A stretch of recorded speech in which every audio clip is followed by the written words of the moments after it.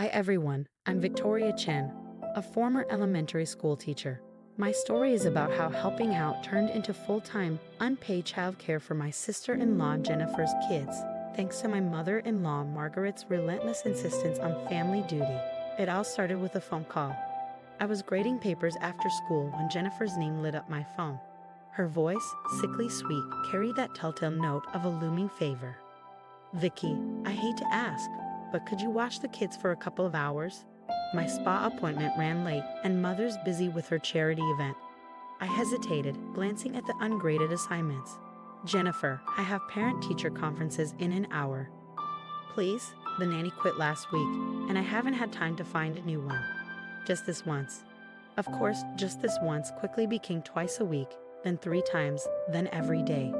Jennifer's excuses piled up: yoga classes, lunch meetings, endless shopping trips. All the while, Margaret's condescending voice replayed in my head. "Family helps family, Victoria. Or didn't your parents teach you that?" 3 months later, I was sitting in my principal's office, struggling to explain why I'd been late to work 4 times in 2 weeks. The traffic. Mrs. Rodriguez gave me a sharp but kind look. "Victoria, you're one of our best teachers, but the tardies, the missed meetings. What's going on?" I couldn't tell her the truth, that I had spent my mornings cooking breakfast for Jennifer's kids, driving them to school, and covering for her emergencies. That evening, I vented to my husband, Mark. "The school's starting to notice. I can't keep bailing Jennifer out." Mark ran his hands through his hair, his usual sign of stress. "I know it's a lot, but Mom's right. Family helps family. Jennifer's having a hard time with Tom traveling so much for work." "A hard time?" I snapped.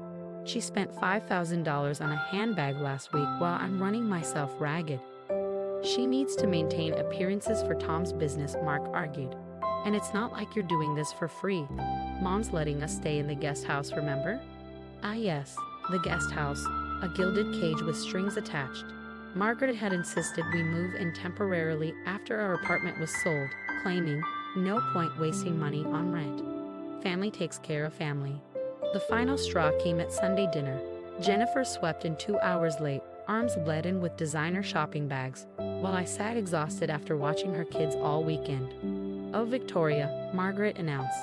"Jennifer has a gala next weekend. You'll need to take the children from Friday through Sunday.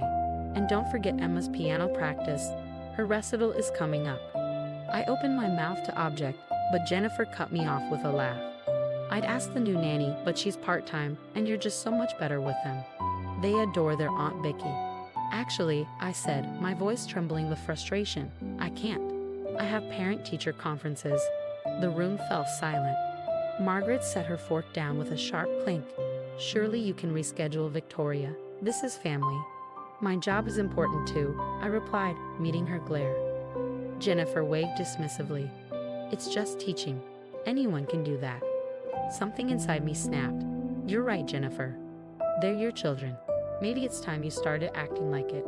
The table erupted in gasps, and Margaret's face darkened with rage.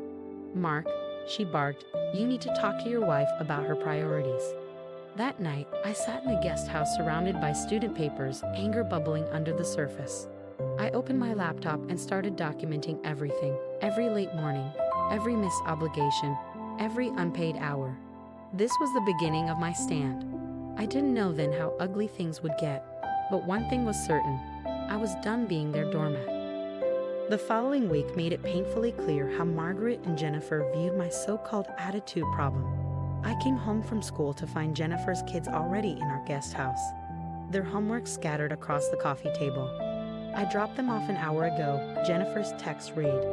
"Emergency shopping trip for Tom's business dinner. Mother said you'd understand." No request, no warning, just an expectation.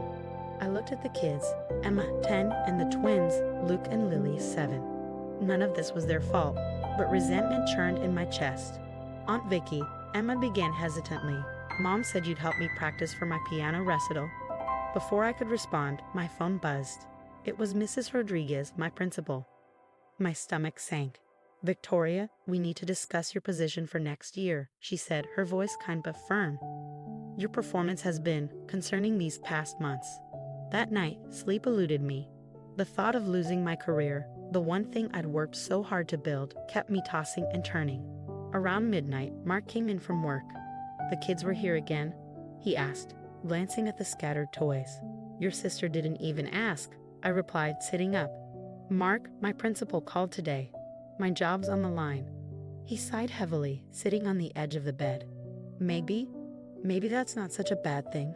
Mom mentioned she'd give us an allowance if you focus on family duties." I stared at him, incredulous. "An allowance? Like I'm a teenager.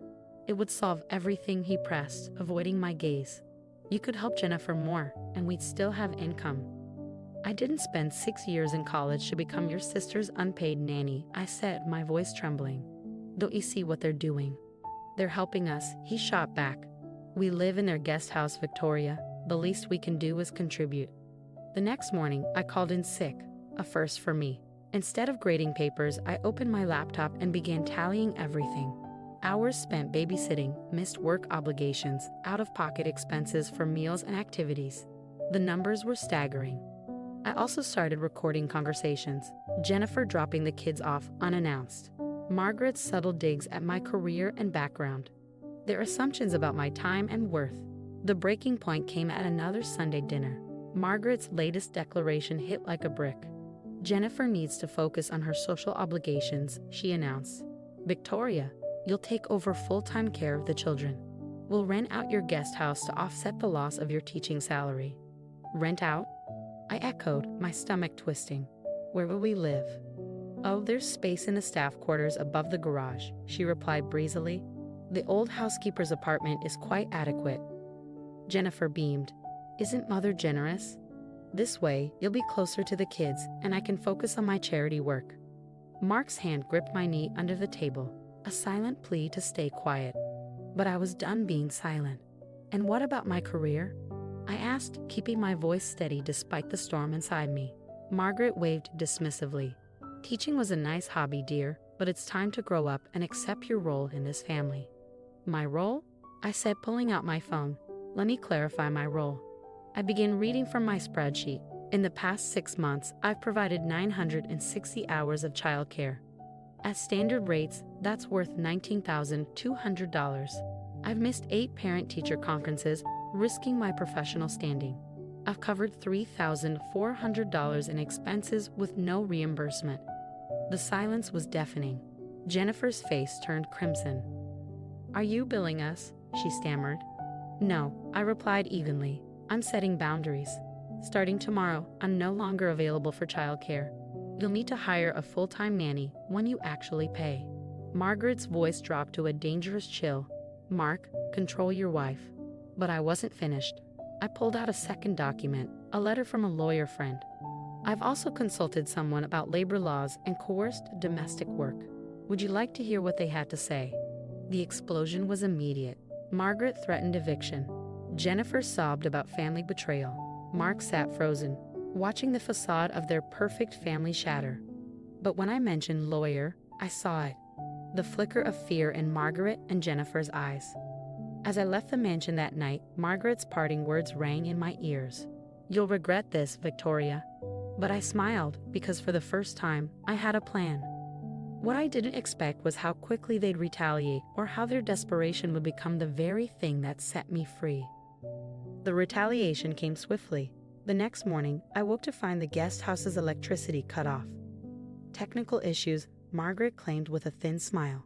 By afternoon, the water was shut off too. "Perhaps this will help you reconsider your attitude," she said when I confronted her. "Family needs to stick together, Victoria." I was ready. Pulling out my phone, I hit record. "Are you admitting to cutting off utilities to force me into unpaid childcare?" Her smile wavered. "Don't be dramatic, and stop recording. It's rude. It's protection," I replied, "just like the copies I have of every text where you and Jennifer demanded I skip work to watch the kids, or the security footage of Jennifer dropping them off without notice." Her face stiffened. "Security cameras?" "In the guest house," I said. "For the children's safety, of course. They show a lot of interesting patterns of abandoned childcare." By the next day, the utilities were mysteriously restored, but Margaret and Jennifer weren't done. They spread rumors about my unstable behavior and even called my school. claiming concern over my emotional state around children. Their mistake?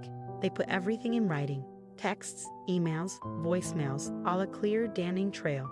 The breaking point came at a charity gala.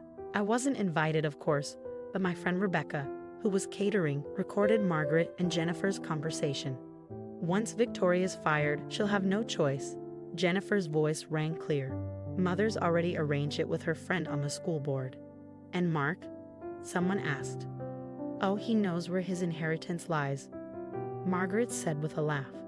He'll divorce her if she doesn't fall in line. We've already discussed it. That night, I played the recording for Mark. His face turned ashen.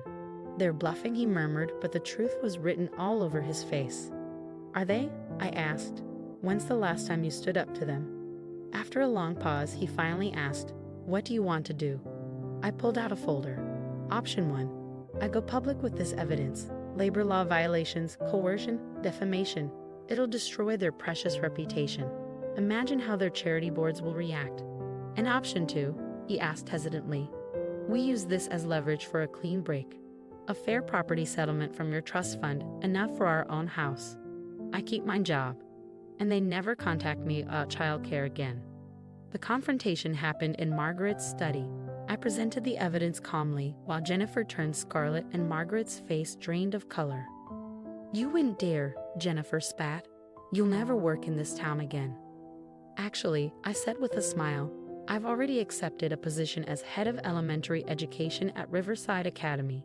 They're thrilled about my dedication to children's welfare. Margaret's hands trembled as she reached for her phone. I'll call our lawyer. An excellent idea, I replied. I'm sure the labor board would be very interested in your attempts to coerce domestic servitude.